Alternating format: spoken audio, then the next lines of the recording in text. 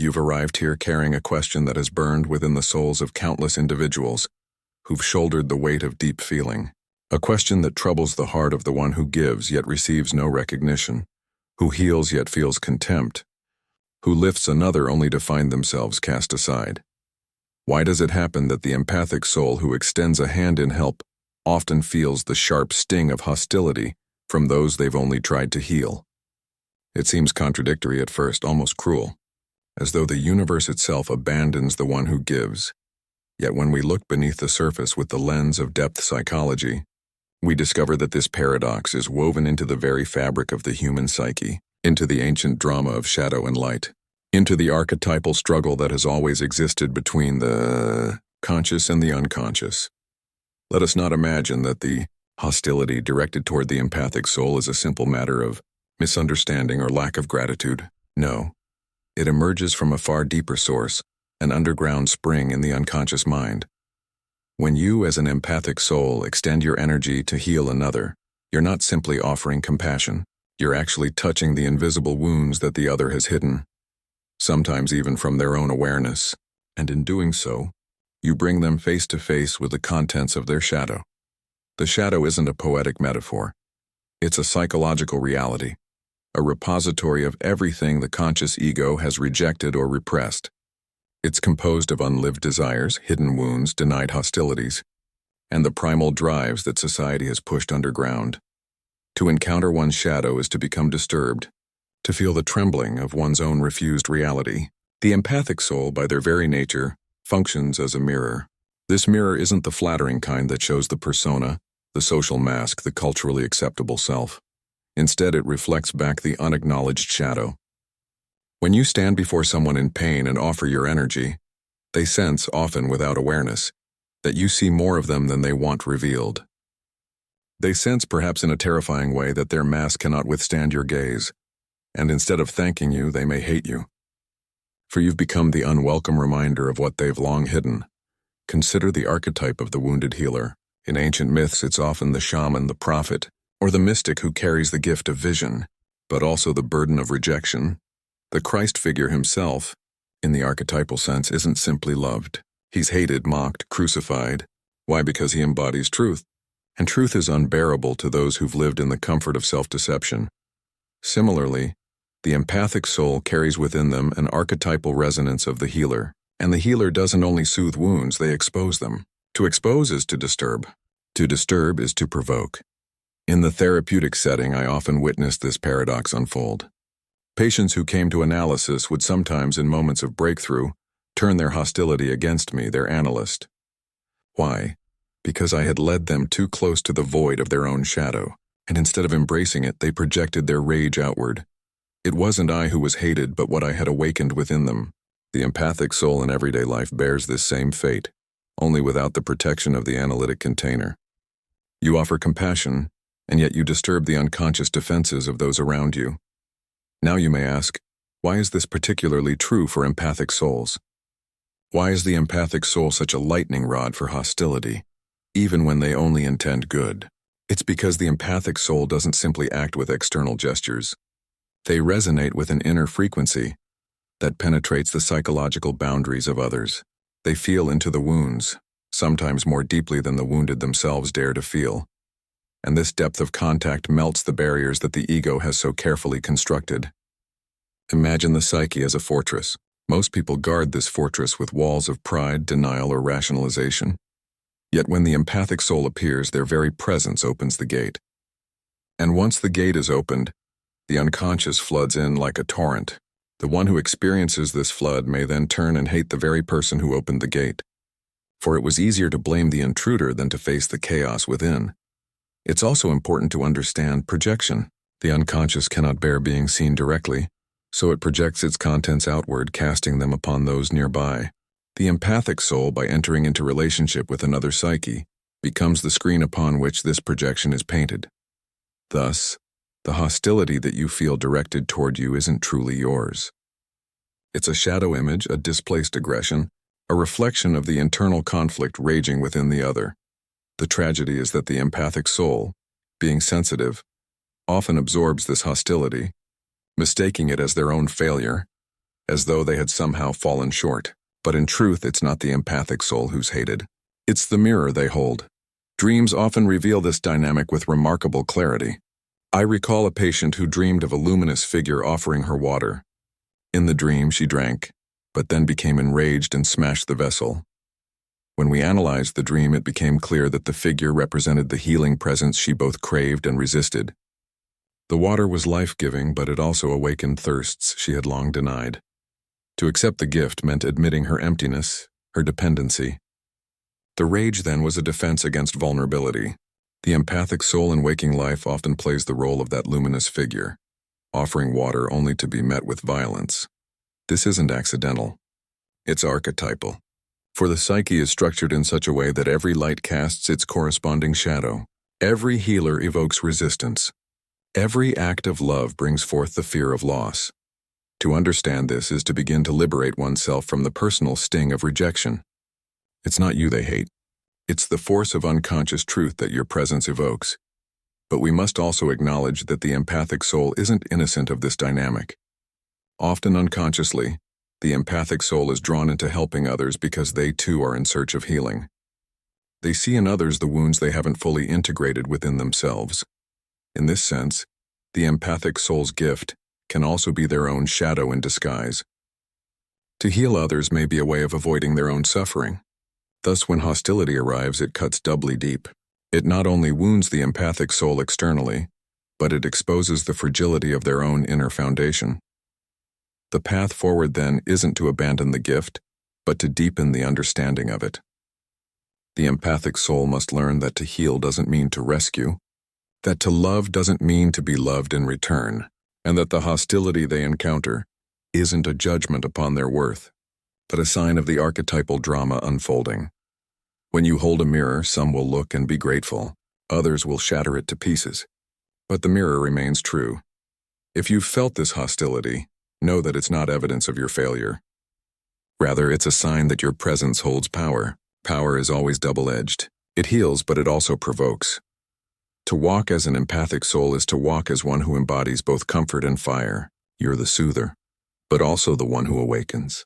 And awakening is rarely welcomed. When we examine this through the lens of alchemy, we find yet another image. The alchemists spoke of the negredo, the stage of breakdown and decay that comes before transformation. The empathic soul often initiates this stage in others. To be hated is to have drawn someone into their negredo, to have disturbed their stable but stagnant existence. Out of this darkness, a transformation may emerge, but in the moment, the one who enters the negredo often blames the one who triggered it. Thus you're hated, not because you've harmed, but because you've lit the alchemical fire. This, my friends, is why empathic souls so often feel the paradox of being hated by those they've helped. It's the law of the psyche, the eternal dance of shadow and light.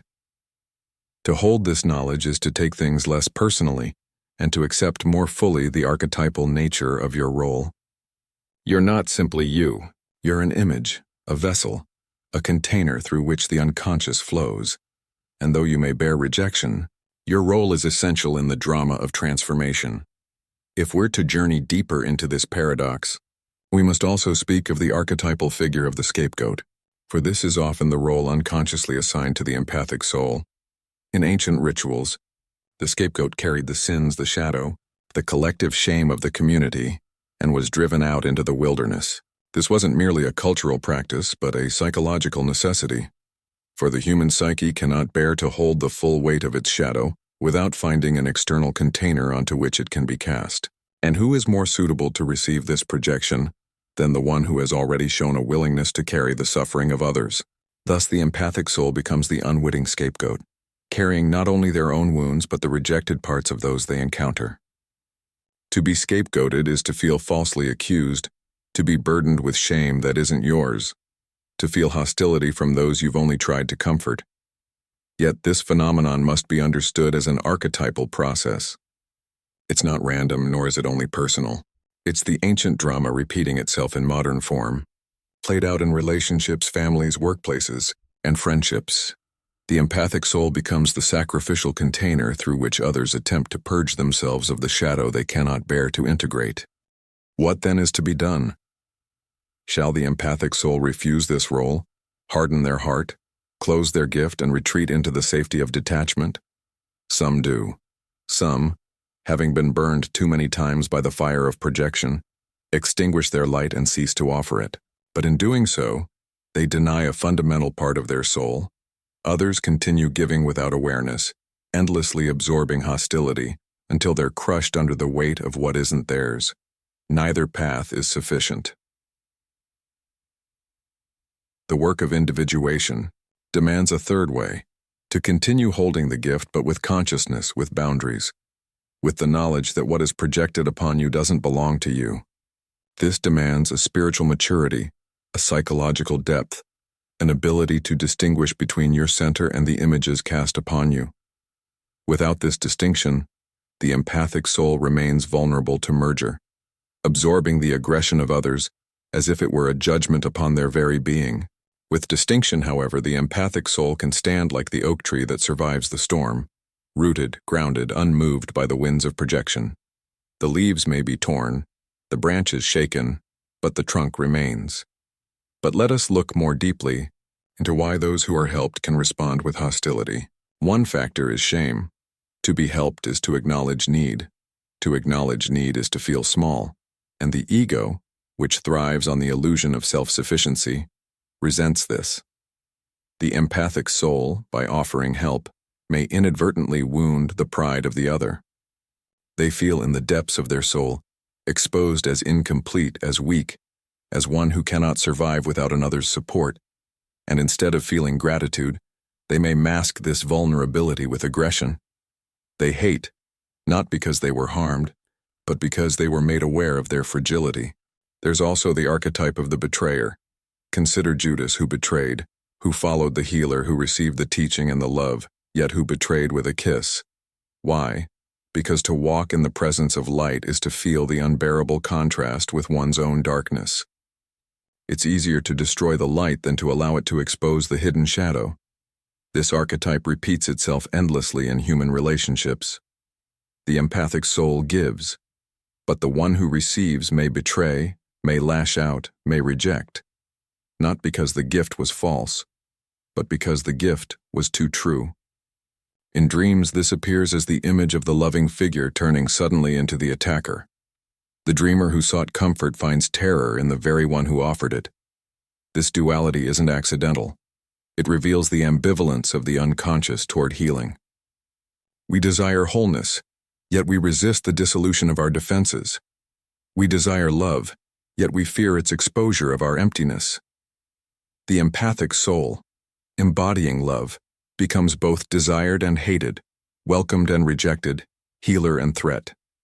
I must tell you, the hostility that empathic souls feel from others isn't always conscious. Often it's subtle, a withdrawal of warmth, a coldness, a cutting word that pierces deeper than intended. Yet beneath these actions lies the same archetypal pattern. The other senses, often without words, that you hold something dangerous, the power to reveal. And so they defend themselves with hostility. To recognize this dynamic isn't to excuse cruelty, but to understand it, and thus to be freed from the illusion that it's your fault. Yet there's another layer that must be spoken of, though it's uncomfortable.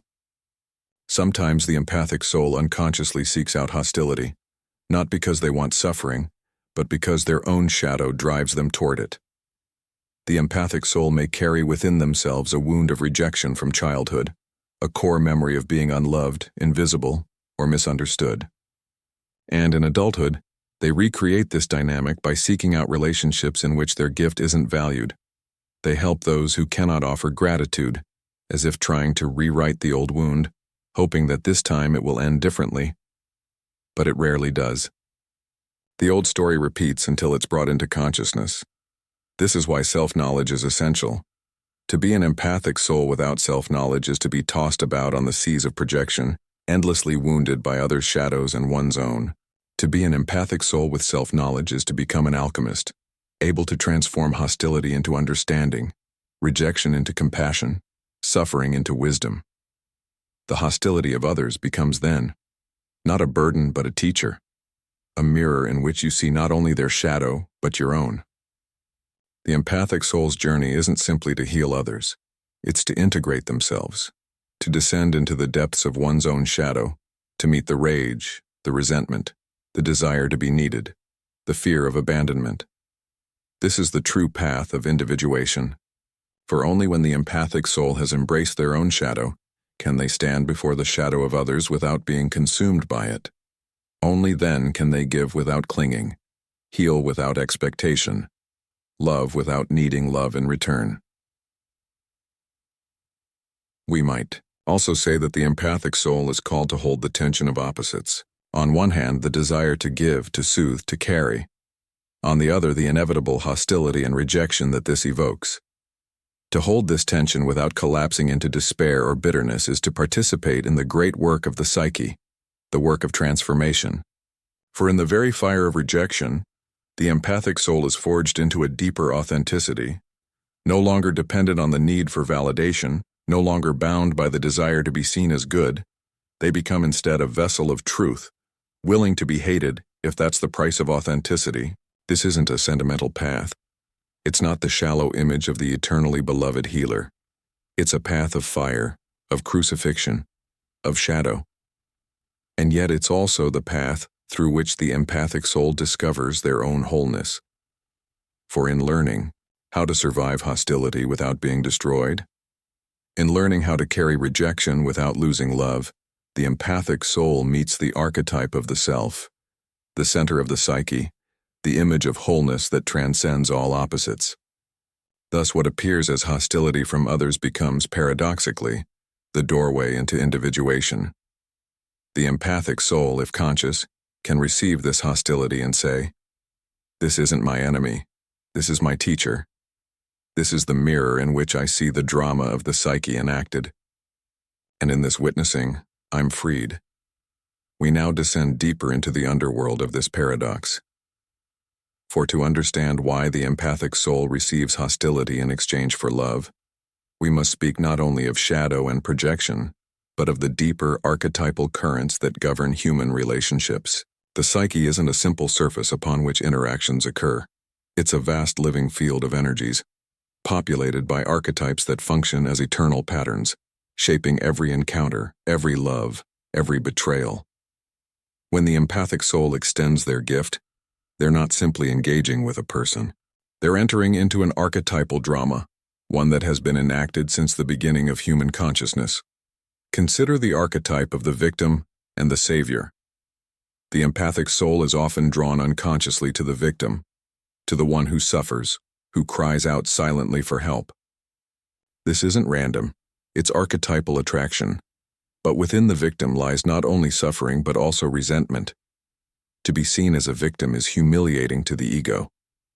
The one who's saved may feel gratitude, yes, but alongside it burns a hidden rage.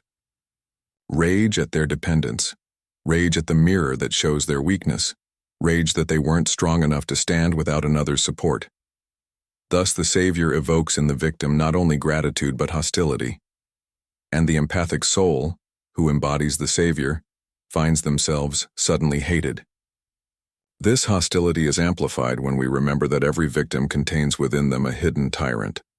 The polarity of victim and tyrant are two parts of the same archetype. When you heal the victim, you may also awaken the tyrant, the shadow force that resents your power and seeks to strike you down. This is why the empathic soul is often caught off guard. They expect the victim's gratitude, but instead they awaken the tyrant's revenge.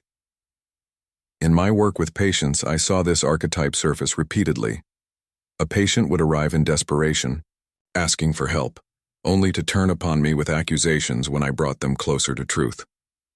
I learned to recognize that this wasn't personal. It was the archetypal dance of victim and savior unfolding in the analytic space.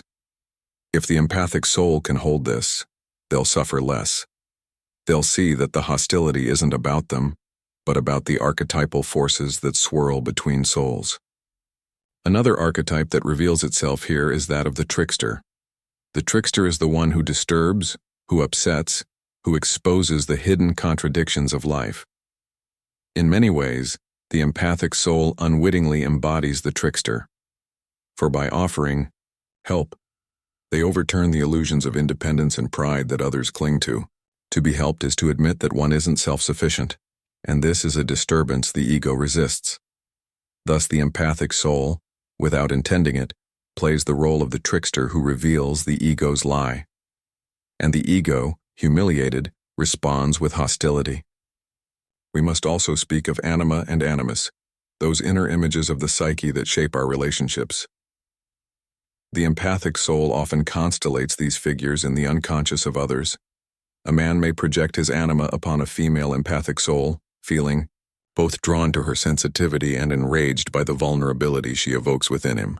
A woman may project her animus upon a male empathic soul, experiencing his care as both protective and threatening, both desired and hated. These projections are rarely conscious. They emerge as inexplicable emotions, sudden irritation, irrational hostility directed toward the empathic soul. Yet in truth, what's hated isn't the empathic soul themselves, but the inner figure they've awakened. Here lies the heart of the paradox. The empathic soul becomes the stage upon which the other's unconscious drama is performed. They become the carrier of projections, the container of archetypes, the mirror of shadow. And because of this, they receive not only love, but hostility, not only gratitude, but betrayal. To exist as an empathic soul is to be caught in the cross-currents of archetypal forces, much larger than the personal ego can comprehend. Now inward, for it's not enough to analyze the other. The empathic soul must also confront their own unconscious. Why do they help? Why do they give endlessly even to those who hate them? Often it's because they seek unconsciously to heal their own wound. They believe that by healing others, they'll finally be worthy of love, finally be safe from rejection. But this is an illusion, a trick of the psyche. For no amount of giving can fill the void that hasn't been faced within oneself. The hostility of others then becomes a harsh teacher, forcing the empathic soul to recognize that their worth cannot be earned through sacrifice alone.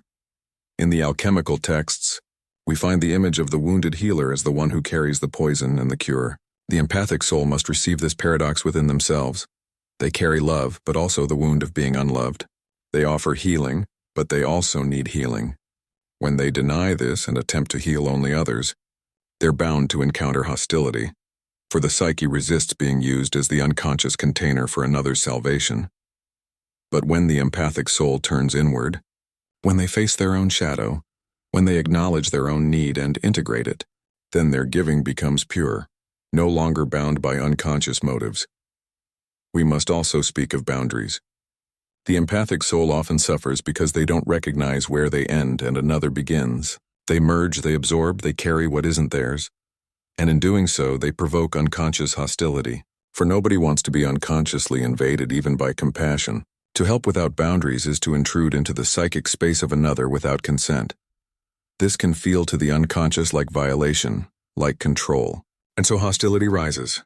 The empathic soul may protest, but I only meant to help.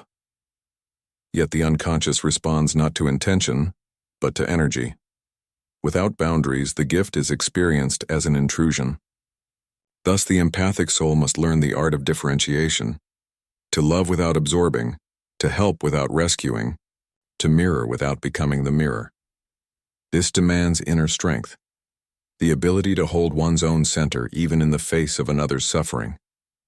It demands the courage to let others struggle, to let them find their own way, to accept that not all who suffer want to be healed. This is perhaps the hardest lesson of all, that not everyone wants your gift. And that sometimes the greatest love is to step back. And yet, paradoxically, when the empathic soul truly embodies this boundary, their presence becomes even more healing. For now it's freed of force, freed of intrusion, freed of the unconscious need to be loved in return. It's simply presence, simply love without attachment. Such presence is rare, and it's the presence of the individuated being. Still, even with boundaries, hostility may come. This is inevitable, for whenever the unconscious is stirred, resistance rises. The empathic soul must learn not to fear this resistance, not to retreat in despair, but to see it as the necessary fire of transformation. Just as the alchemist knew that the nigredo was necessary before the gold could be created, so too must the empathic soul accept that hostility is often the beginning of healing, not the end. Imagine a dream. A figure offers light to a blind man. The blind man recoils, screaming, striking the light-bearer. Yet gradually, painfully, his eyes begin to open. This is the image of the empathic soul's role. To be hated initially is to be the bearer of light. If you're an empathic soul, you must hold this knowledge deep in your soul. Otherwise, the hostility you encounter will shatter you. You must know that you're walking an archetypal path, one that has always been marked by rejection. The prophets were stoned, the healers cast out, the mystics ridiculed. To expect otherwise is to misunderstand the nature of your role. But if you accept it, if you embrace the paradox, you'll discover a strength within you that cannot be shaken. For the empathic soul's path isn't to be loved by all, but to embody truth. And truth, when spoken into the world, will always evoke both love and hostility.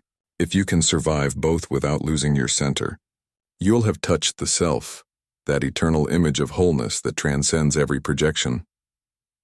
We arrive now at the final descent, and perhaps the most challenging truth of all. The hostility directed toward the empathic soul isn't just the result of projection or wounded pride. It's also an invitation. It's the call of the unconscious demanding that the empathic soul themselves evolve. For to be hated unjustly is to be thrust into the fire of individuation. It forces you to confront the ultimate question. Who are you when you're no longer defined by the eyes of others? Who are you when even love given is met with scorn? This is the crucible of the empathic soul, and it's only in this crucible that the true self is revealed. The ego wants recognition. It wants its goodness validated, its sacrifices acknowledged, its love reciprocated. And when this doesn't happen, when instead hostility and rejection come, the ego suffers. It feels betrayed, shamed, abandoned. Yet in this very suffering lies the doorway to transformation. For the ego must die if the self is to be born. The hostility that empathic souls feel from those they've helped is, in this sense, an alchemical fire that burns away the need for external approval. It strips the empathic soul bare, leaving them face to face with their own center, with the eternal core that isn't dependent on praise or blame. This stripping away is painful. It feels like loss, like death, like crucifixion, but it's also liberation. For once you've survived being hated for the true love you offered, you discover a freedom that cannot be shaken. You discover that your worth isn't in the hands of others, that your gift doesn't require applause, that your love isn't made false by rejection. You discover that the true measure of your life isn't how others respond, but how deeply you remain rooted in the self. This is why so many mystics, prophets, and healers throughout history have walked paths marked by rejection. Their journey wasn't simply to heal others, but to be purified themselves, to be burned in the fire until only the gold of the self remained. The empathic soul, too, is called to this path. Not all will accept it, for it's a lonely path. But those who do will discover that the hostility of others no longer wounds in the same way. It becomes instead a signpost, an initiation, a reminder that one is walking the archetypal path of the healer, the truth-bearer, the mirror of shadow. I say to you, don't try to avoid this hostility. Don't waste your energy trying to make everyone love you, for that's a futile task and it betrays your own purpose. Instead, seek to understand it. See it for what it is. A sign of the unconscious in turmoil, a projection of shadow, a resistance to healing, a mirror of your own wounds. Accept it, not as truth about you, but as part of the eternal drama of human transformation. And yet acceptance doesn't mean passivity. To be an empathic soul with consciousness isn't to endlessly endure abuse or to sacrifice yourself in toxic relationships. It's to discern. It's to know when to give and when to withhold, when to stay and when to walk away. For sometimes the most healing action is to step back, to allow the other to face their own shadow without your intervention. This isn't abandonment. It's respect for the autonomy of the other soul. To carry everyone's pain isn't your task. Your task is to embody truth, to hold light, to mirror shadow. What others do with that is their choice, not your responsibility. Dreams reveal this in archetypal form. There's often the dream of carrying a heavy burden, of walking with strangers upon your back, of being crushed by weight not your own. When the dreamer awakens, they realize, I've carried too much. The work of individuation is to set down what isn't yours, to distinguish your burden from the projections of others. Only then can you walk freely. There's another layer that must be spoken of. Hostility can also mask envy. Sometimes those who hate you secretly admire your gift. They hate not you, but their own inability to embody what you embody. They resent the sensitivity they've long buried within themselves. To stand in your presence is to feel the echo of what they once were, or could have been. Their hostility is the mask worn by their unacknowledged longing.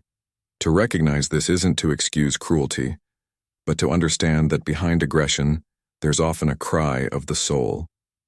But don't be fooled into trying to win them over. That's the trap of the wounded, empathic soul, endlessly trying to turn hostility into love. No, your task isn't to transform their projection, but to remain faithful to your center. If love comes, receive it. If hostility comes, survive it. But in both, remain rooted in the self. The self, that grand archetype of wholeness, is beyond the dualities of love and hate, acceptance and rejection. To touch the self is to know that you're more than the roles others assign you. You're more than savior, more than scapegoat, more than mirror. You're the wholeness of light and shadow, the union of opposites, the living image of totality. To know this is the true freedom of the empathic soul, for then you're no longer defined by how others see you. You're no longer bound by the need to be loved. You can give freely without withdrawal. You can survive rejection without despair. You can walk your path alone if necessary, but whole. And when you reach this place, you'll discover something remarkable. The hostility no longer pierces you in the same way. It becomes transparent, like smoke passing through air. You see it for what it is, a shadow drama, a projection, an archetypal play unfolding. And instead of collapsing under its weight, you stand as witness, as integrator, but no longer as victim. This doesn't mean you'll never feel pain again. You will. To be sensitive is always to be vulnerable, but the pain will no longer define you. It will no longer shatter you. It will become part of the larger tapestry of your life, woven into the fabric of your individuation. You'll see that even the hostility of others has been a necessary part of your journey, shaping you, refining you, leading you to the self. So I say to you, embrace the paradox. Don't flee from the mystery that love can evoke hostility, that healing can stir aggression. For in this paradox lies the deepest truth of the psyche. That transformation always evokes resistance. That light always casts a shadow. That wholeness is achieved not in the absence of conflict, but in its integration. To be an empathic soul is to stand in this tension, to survive the crossfire of projections, to hold both the comfort and the fire. It's a great role. But it's also a sacred one, and remember, you're not alone. This path has been walked by countless souls before you. The mystics, the shamans, the healers, the prophets. They too were hated by those they tried to help.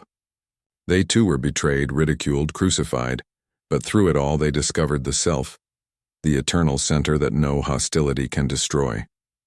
You walk in their footsteps, you carry the same archetypal fire, and though the world may not always thank you, though some may even hate you, the truth of your existence remains. So let the hostility come, if it must. Let the rejection unfold if it's part of the drama. Stand firm. Know who you are. Don't be defined by their projections. Don't lose yourself in their shadow. Remain faithful to your own soul. For in the end, it's not the love or the hate of others that defines you. It's your faithfulness to the self, your courage to embody truth, your willingness to hold the paradox of being both healer and scapegoat, both loved and hated, both rejected and whole. This is the destiny of the empathic soul. This is the path of individuation, and though it's not easy, though it burns, it's also the path that leads to freedom. For when you can survive being hated for the love you've offered, you're liberated. You've risen above the chains of the ego, and you've touched the eternal ground of the self.